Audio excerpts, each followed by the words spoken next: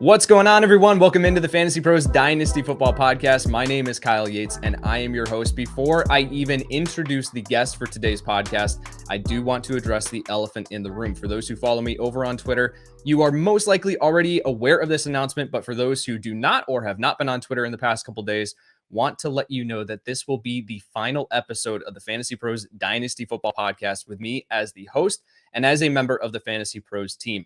This is something where a very tough decision, but if you want to know the ins and outs and the specifics for why I am exiting Fantasy Pros, you can find that over at my Twitter at KyleYNFL. However, with this being the last episode, I thought that it was extremely fitting to bring on the man that it all started with. His name is Ray Garvin. He can be found on Twitter at RayGQ. And Ray, I got to say this, man. I looked this up yesterday. A year ago, yesterday was the first ever episode of the Fantasy Pros Dynasty Football Podcast with you and I, where we did like an introduction to Dynasty leagues, man. So crazy to look back a year ago and now say a year later, things look drastically different. This is the final episode with me as the host here. Wanted to make sure that I got you on. You know what? I'm so happy you invited me on for this, the finale, man. Happy for you. So grateful, me personally, to be able to start this with you. Thankful Fantasy Pros giving us a chance. And I'll just say, a year later, I think we were both right.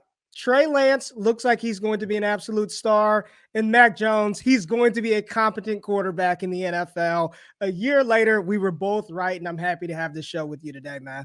A lot of those divisive conversations happen over these rookie mock draft episodes that we did. So I'm excited to get into this one. Bray and I were talking before we started recording. Like, I have no idea what he thinks about some of these prospects here in the 2022 NFL draft. He has zero clue what I think about these. So this is going to be really fun. We'll try to play the value game with some of these rookie picks and start to kind of figure that out and figure out our temperature on these guys. Have some really good conversations here over the next 30 minutes. Before we get into that content, though, we want to remind you that we have the Gabriel Davis signed jersey giveaway going on courtesy of our friends at Pristine Auction. You know how to enter this giveaway by now. You go over to youtube.com/fantasypros, hit the subscribe button there, and then go over to fantasypros.com/dynasty contest. Fill out the short form there, attach a screenshot of your subscription to be entered. That is all you have to do. Again, that is for a Gabriel Davis signed jersey giveaway. That contest ends here at the end of February. Also, the Super Bowl is almost here, and several sports books have amazing offers for new users. If you are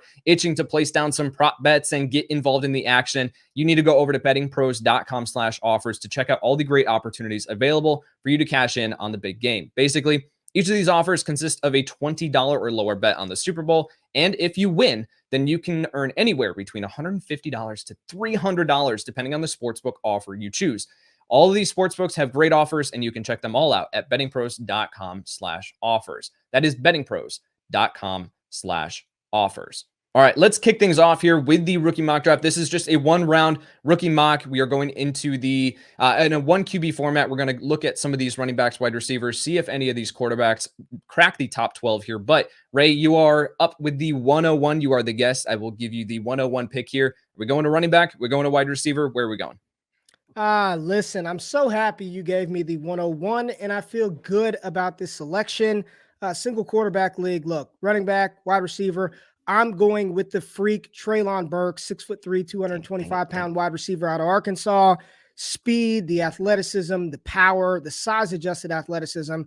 I know he's going to be a first-round pick, and I'm going to bet on that opportunity. A team drafting a player. He's not a refined receiver yet, Yates. I don't know how much you've looked into him. He's not refined. I think there's a lot of areas of his game he can improve and clean up upon.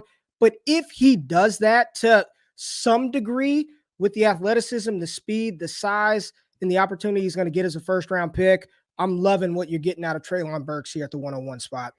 Here's the thing with some of these prospects that you say, okay, they're not refined yet, right? And with Traylon Burks, that comes down to the route running. He's not a very sharp route runner in the aspect of like a Jerry Jeudy or someone like that, right? Coming out of college previously. He's not going to make you miss and create separation the same way that Jerry Jeudy does with his route running acumen. However, how he is able to compensate for that is the fact that he's 225 pounds and will most likely run into low 4.4s, if not the 4.3s. Like, this guy is just a speed demon. And one of the things that I noticed with his summer scouting when I was doing it was like, okay, he's super raw. Like they don't have him necessarily. They have him really in kind of a gadget type role. Arkansas did this past season. This season in 2021, we really saw that take a whole other step, right? He took a whole other step to his game and developed contested catch ability, right? He's not only being able to line up everywhere, get the ball in his hands and create, but then he's able to go deep downfield and be a contested catch specialist. So he reminds me a ton about of AJ Brown.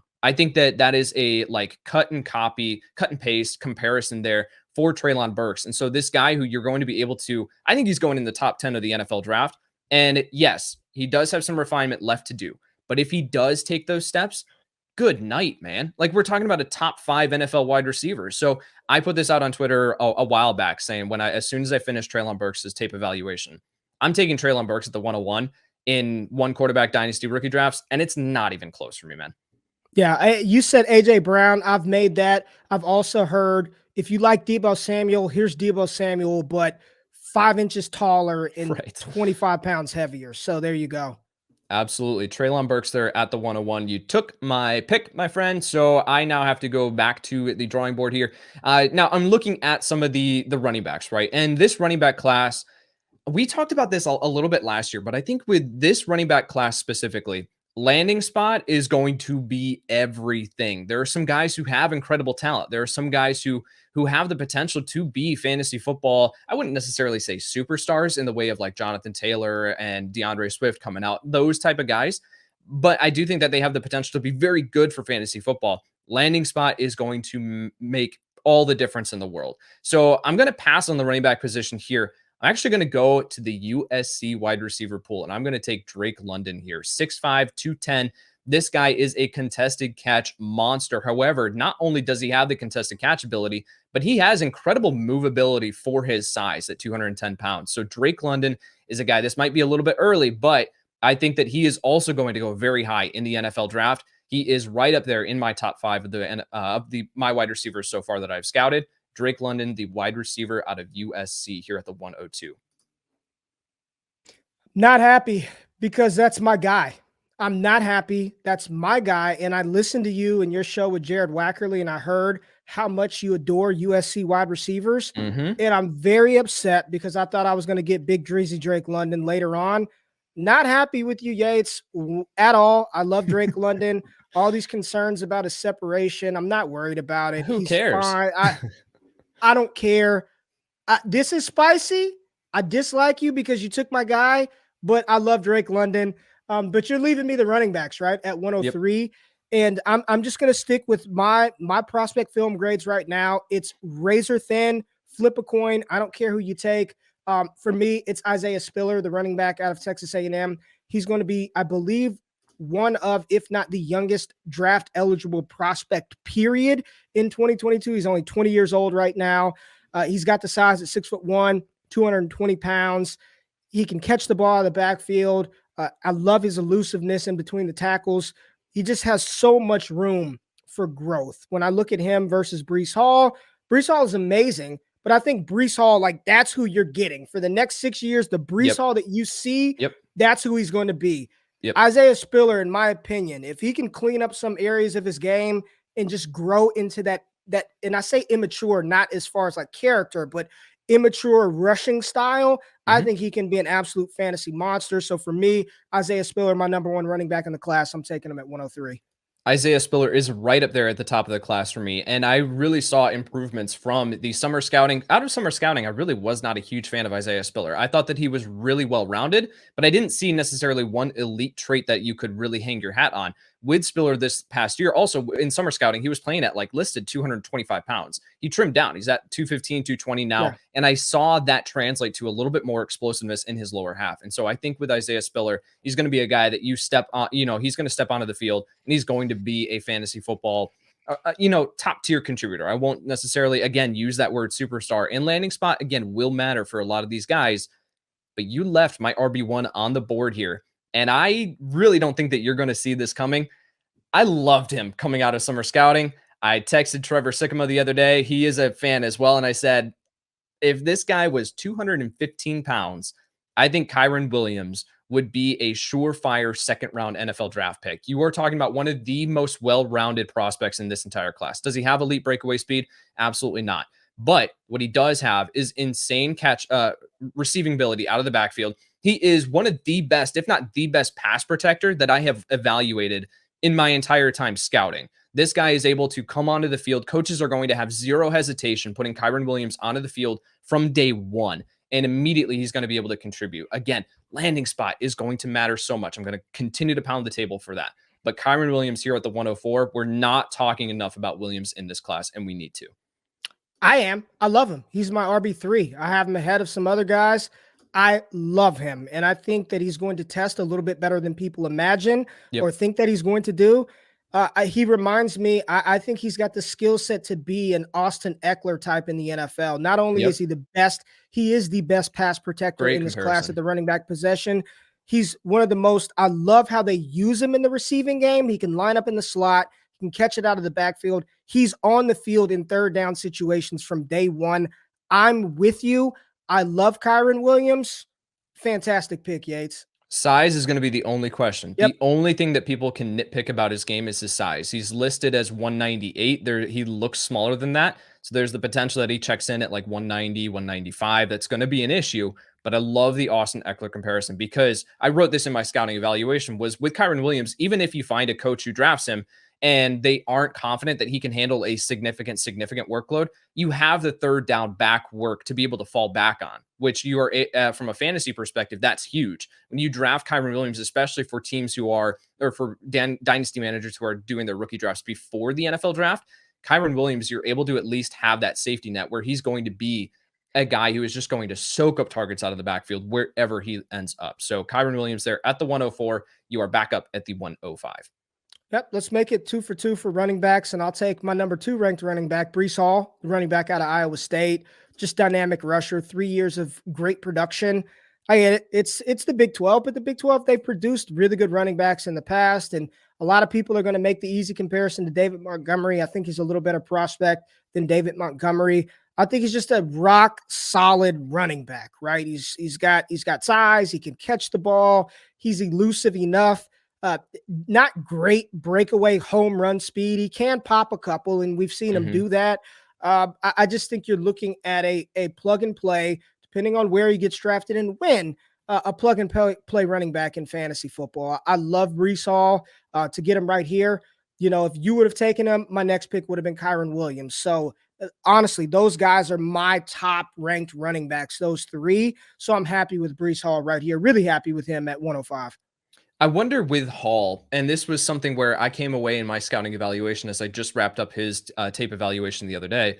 With Hall, I wonder if we've gotten kind of bored with him, right? Because for so long with the 2022 class, we've talked about it's Breece Hall and it's Isaiah Spiller, and then, you know, you've got some of these wide receivers, and Breece Hall has just been the headline name for so long. And I think with Hall, it goes back to what I was talking about with Isaiah Spiller in summer scouting. I don't think that there's one elite trait that you can point to and say, this is how he's going to, you know, be this like a superstar for fantasy football down the road. Like you said, the next 6 years, what you're getting with Breece Hall is who he is right now. Landing spot is going to matter with him. But if he gets that workload of 250 carries with his talent level, who cares? Like he's going to be able to turn that into RB 12 to 15 production from a fantasy perspective. So Breece Hall, I don't think is going to be someone that we have necessarily thought of, or is going to be someone who we've necessarily thought of and like crowned at the top of this 2022 class. Like you see right here, we're taking him at the 105 and we took 2 other running backs above him. But I still think that doesn't mean that he's going to be a bad NFL running back. He's going to be good. He's going to need the workload to do it, but he's going to be good. Yep. All right. I am now up at the 106 here. I'm going to go back to the wide receiver well. And this guy, the injury, man, if we didn't have the injury, we might have been taking him above Traylon Burks, Drake London, potentially. Jameson Williams, the wide receiver out of Alabama, is going to be my pick here at the 106. Obviously getting injured in the national championship game there sucks to see, but Jameson Williams with these ACL injuries, I think that he's going to come back and he is going to be good to go. He's going to end up in a great spot, and he's with his breakaway speed, with his receiving ability. This is just a really well-rounded prospect. Depending on who you ask, he's going to be the wide receiver 1 for some people. He's going to be the wide receiver 5. There's going to be split opinions here with Jameson Williams, but I do think that with his talent level, with his speed especially, he's going to be a force for fantasy football sooner rather than later. So Jameson Williams here at the 106. Without the injury, very good chance he's the wide receiver 1 drafted off the board. There was a lot of buzz around that game-breaking ability, game-breaking speed. And he's much more than just a deep threat. He's a complete wide receiver. Yep. If not for the injury, he could be wide receiver 1. Don't hate it. All right. You are now up at the 107. Yeah, I'll go wide receiver, and I'm going to Ohio State, and I'm taking Garrett Wilson. Yak monster. He's really good down the field. He doesn't have great speed. He's fast enough. I will say that. He's fast enough. I call Garrett Wilson a separation specialist. He's just very technical off of the line. He does a really good job positioning his body. His body awareness, it may be the best of any wide receiver in this class. Like, just where he positions himself on the field to catch the football, knowing where he is in the field of play in the end zone. It's incredible, man. And he comes from Lake Travis High School, just a historic program down there in Austin, Texas. High school pedigree, collegiate production, and I think he's going to be a first-round pick. Really, really like Garrett Wilson. Connor Rogers of Bleacher Report and the NFL Stock Exchange podcast made this comparison, and I immediately messaged him after and was like, dang it, man, I can't believe that I didn't think of this comparison beforehand, but well done. Calvin Ridley for Garrett Wilson. One of these guys who, Calvin Ridley is not the like superstar burner, right? He doesn't have that game-breaking speed, but the intangibles of what he brings to the position, you talk about that body awareness, that body control, Calvin really brings that. And I think that Garrett Wilson is going to be that guy. My question with Garrett Wilson to you, and I'll ask this really quick before we move on. Do you think that Wilson has the potential to be a locked-in wide receiver 1 for an NFL offense? Or is he one of these guys who falls into the tiers of like, he's going to be a damn good number 2 option for an offense? I think it's more of that one. I think he's a damn good number 2 that if the stars align in any given season, he can finish as a wide receiver 1, right? But I don't think you're locking him in as a top 12 option year after year. I think he's a damn good number 2 that if the stars align and they hit, he can give you wide receiver 1 production. All right. I am now up at the 108. I'm going to go to the running back position here again. I'm going to go with Kenneth Walker III, the running back out of Michigan State. Really came away impressed with Kenneth Walker. And obviously being here in Michigan, you hear a ton about throughout the college football season. And I've talked about this. I cannot pay attention to the college football season as closely as I would like. If I watch college football on Saturdays, on top of everything else that I do, my wife would leave me. However, with Kenneth Walker, you hear a ton about him throughout the season and him just producing in a massive way and being able to sit down and study his tape in depth. I came away really impressed. And you talked about it with these guys, like it's a coin flip with a lot of these guys. And that really is with these top 4 guys, top 5 guys, flip a coin and any of them could be my RB1.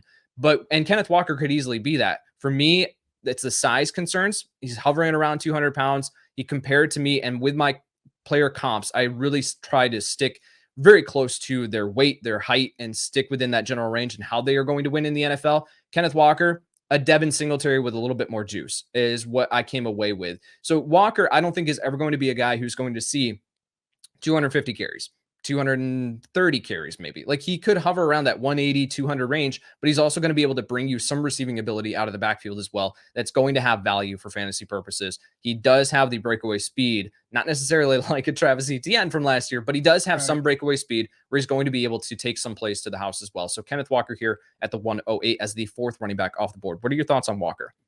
I like Walker a lot. I actually think he may be the best, just pure running back, just pure rusher. Just hand him the ball and let him do work. He may be the best in this class.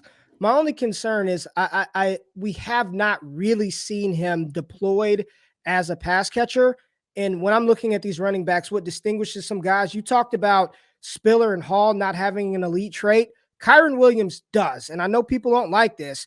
He's an elite pass protector and he's an elite receiver. Yep. When I look at Kenneth Walker, I think he can catch the ball. I'm sure he can, but I just haven't seen it. So for me, I do have Kyren Williams and Breece Hall and Isaiah Spiller ranked ahead of Kenneth Walker. But when you're talking about where'd you take him at the 108 spot? Yep. Yeah, you got to take it. He's going to be a starting running back at some point in the NFL. All right, back to you at the 109. I just want to say, Yates, for me, this is tier break for me. Like with my ranks, it's Now it's starting to get, you're just I shooting for was just like upside. thinking ahead as you were talking about Walker. I was Yeah. looking ahead at the board. I'm like, ooh, okay. All right. There's Yeah. some guys, but yes, definite tier break. This is kind of tier break for me. So right now, another guy out of sight, out of mind. Had he played the entire season, I think there'd be conversation about this guy being the top ranked wide receiver in this class, up there with Traylon, up there with Garrett. And I'm going with what I've seen, early producer George Pickens out of Georgia. Yep. I still believe he's going to be a highly drafted NFL draft pick. And I tweeted this out the other day, and the mentions went crazy. I think the best of what Garrett Wilson provides with his contested catch ability, the yak ability, and Drake London with him being a big body wide receiver. I think if you take just some of the skill sets those two guys have and you package them up, you get that in George Pickens, right? The issue is we just haven't seen him play football in a year. And I know he came back towards the end of the season, but he really wasn't utilized. And I just think to myself, with how good Georgia was this year, winning a national championship, and their best pass catcher was a true freshman tight end, if George Pickens had played the entire season, I think there would be a lot of conversation about him being the top wide receiver off the board. I'm going to bet on the draft capital and the talent that I've seen out of the SEC producer. I love George Pickens here at 1-9. He's one of these guys who's kind of in limbo right now. Like you're right. We have the questions. He didn't play much this season, did come back, only one catch, but it was a monstrous catch in the national championship. But he's one of these guys who's just kind of in limbo. Like he's there. If he shows up to the NFL scouting combine and he runs the way that I think he can, we're talking about George Pickens flying up dynasty draft boards. Like this guy, you put on a highlight reel of George Pickens and some of the catches that he makes will have you jumping out of your chair. Like this is just a really, really special talent. So I think you talked about the tier break. I agree with you, but in that next tier that's right there, who I think could easily make that next jump up, George Pickens easily right there. So I was a little upset that you took him there at the 109. I had my eyes on him at the 110, but I do think that there's another wide receiver who is right there in that territory of he's not going to be a wide receiver one for an NFL offense, but he's going to be a damn good wide receiver too. We're going to go back to Ohio State. We're going to go with Chris Olave. And whenever I say Chris Olave's name, I cannot hear it without thinking of, is it Gus Johnson saying Chris Olave? Like I can't hear that. So can't not hear that, excuse me. So Chris Olave, if you describe him and you do not use the word smooth, you are doing it wrong.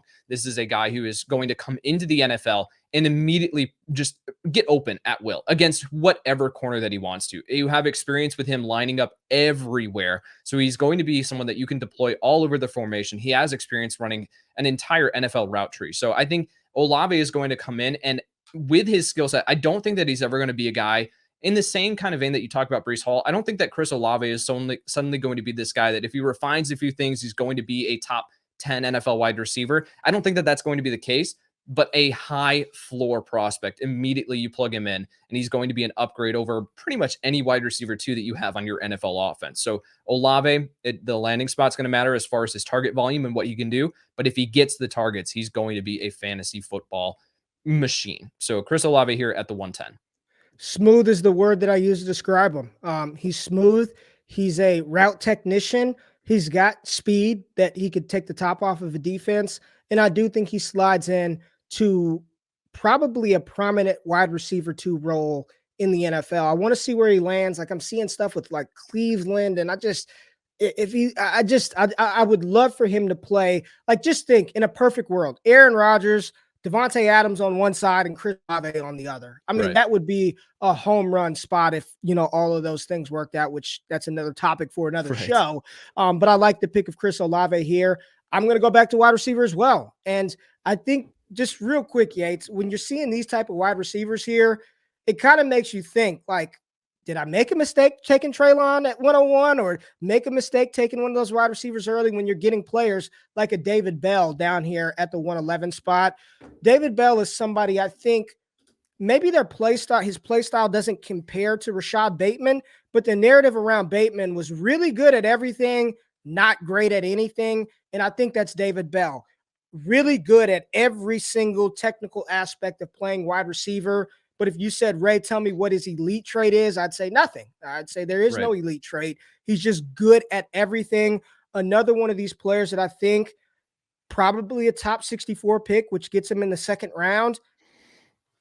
can he become, he's got the size to be an X, to be an alpha. Will he become that? I think a lot of people think Michael Thomas because they see black and gold, and it just it's easy to kind of make those kind of comparisons. Can he do it? I think he's got a better chance of being a 1 than like a Chris Olave does, but I think of him more as just a really good wide receiver 2 on an offense.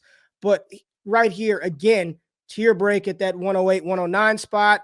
I'm taking the player that I like, and he's got the production profile to match David Bell. All right, so I'm up here at the 112, and there are a few different ways that I can go with this, right? There are, Jahan Dotson's still on the board. I could take Dotson. I don't know what your opinion is of him. I did not come away as impressed with Dotson. I think that, from a pure like receiving ability, it's all there. I just have some questions with athleticism. That will be like, I am watching him closely at the NFL scouting combine. If he runs a lot better than I think, then he'll move back up draft boards for me. But so I could go Dotson. I could go with a John Mechie. I could go with some of these other, Christian Watson out of North Dakota State is a current, like he's flying up draft boards. So that could be someone that we go here. He's got the size to be a true, X, like you mentioned. I'm going to go with a guy who I came away really impressed with in summer scouting. Have not had the chance to do my final tape evaluation on him, but that's Zamir White, the running back out of Georgia. Do not have the workload here for Zamir White to be able to say like confidently that this is going to be a guy who's going to get a massive workload in the NFL. But Georgia running backs, the long line of them, we've never had one of these guys who's just locked into a massive workload that we can really look back on and say, okay, I feel super confident projecting him to the next level, but all of them get into the NFL and they produce. So Zeus has the size where with a lot of these other guys we talked about, Kenneth Walker doesn't have size. Kyron Williams doesn't have that size. Isaiah Spiller, Breece Hall, they do, but Zeus is on another level. So I think with Zeus here, Zamir White, the running back out of Georgia, I'm getting that. And again, this could be different when I come back and talk about my final tape evaluation of him. But I came away really impressed in summer scouting. He's someone that I do want to bet on getting the workload in the NFL that I think that his body can withstand. I just finished up my prospect film grade for Zamir White, and I went into it thinking this guy's going to grade out really low. Don't like let me just say this. This is not Ray just saying this. There are quotes from Georgia head coach Kirby Smart where he flat out said no running back at Georgia is going to get 300 plus carries. He said that. He said the pitch to go to Georgia is I'm going to get you to the NFL and you're going to have a lot of tread on your tires. These are quotes from Kirby Smart, the head coach. So when people are looking at Zamir White, oh, he didn't get all the work. Nobody does in that offense. Right. Go look at Nick Chubb and DeAndre Swift when they played together. Zamir White between the tackles, just the explosiveness, the power, he's got it all, man. My issue, he's got stone hands and he's got the double ACLs, right? He's tore each knee. But when you're just looking and evaluating what he put on tape in the SEC, you cannot walk away from watching his run saying that's a bad running back. I mean, he's just as talented as anybody there. Little shocking for me, but we don't know these. I didn't know how highly you had Zamir White. I liked him a lot more than I thought I would, and he's a lot higher than I thought I would have him ranked. I think that I'll ask you this question. If he was at Iowa State and got the workload that Breece Hall did, and let's say, like he stayed healthy and the ACL, whatever, but if he got that workload, would he be going where Isaiah Spiller went in this mock draft? Would he be going at the 103? Would we have the confidence to draft him at that point? But because, like you mentioned, from a tape perspective, it's all there. The vision, the contact balance, the size, the power, it's all there, minus the pass catching ability, of course. However, we've seen that from a fantasy perspective, Nick Chubb doesn't get targets, and he's still a very, very solid fantasy football running back. There is the possibility for that to happen. Would Zamir White be going up at the 103 if he was in a different spot where he did get that workload?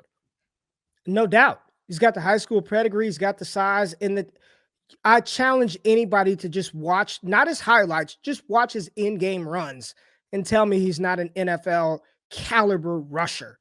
He's incredible, man. He just doesn't have the production, a little bit of, the injury. But at running back, what are we looking in Dynasty Yates? 3-4 years? If he can give me 3 years, you hit. That's good, Yeah, and again, because of that, you're getting him at a discount here at the 112. And we're saying that he's got the talent level to be at the 103, the 102, maybe even the 101 if he ended up in that different school where he was given the workload. And you're getting him here at the 112.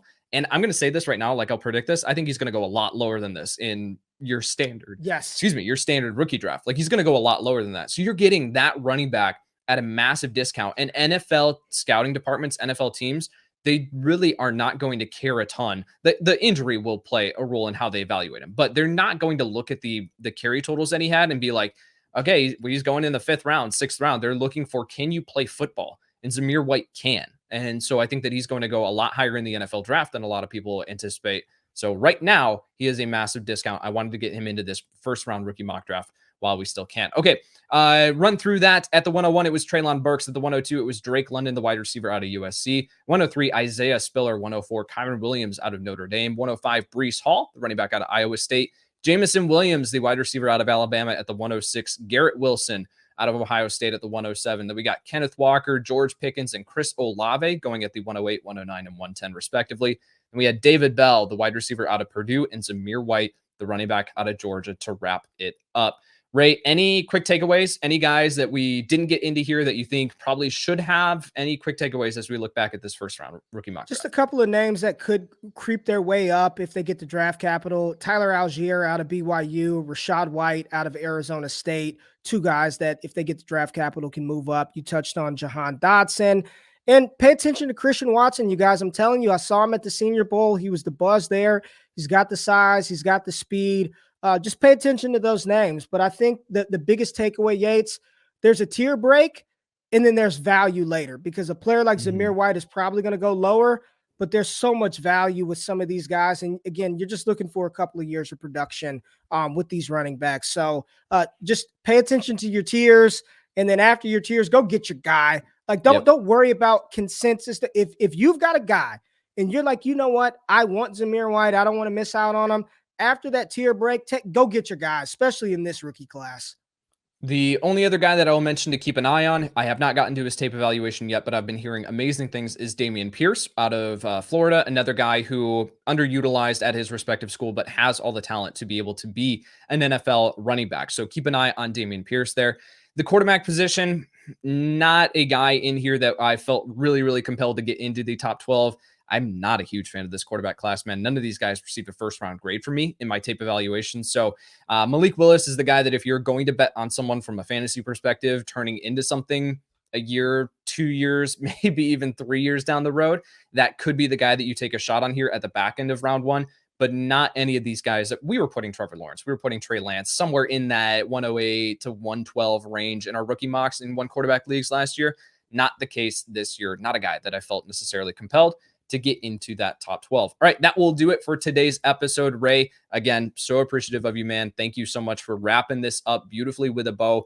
I felt like this, honestly, was one of our best episodes that you and I have ever done, and we saved it for the final one. That's how it goes, man. Thank you, Yates, for having me on for this episode. And again, I appreciate the opportunity to do this with you. Thank you to Fantasy Pros, and best of luck to you, buddy. We'll talk soon. Absolutely. Thank you so much. All right, that will do it for today's episode. For Ray Garvin, I'm Kyle Yates, and thank you for the memories. Looking for useful content, fantasy relevant information, and the data that can help your team win? Then make sure to subscribe to the Fantasy Pros YouTube channel. And while you're at it, follow us on Twitter, Instagram, and Facebook at Fantasy Pros so we can help you dominate your league all season long.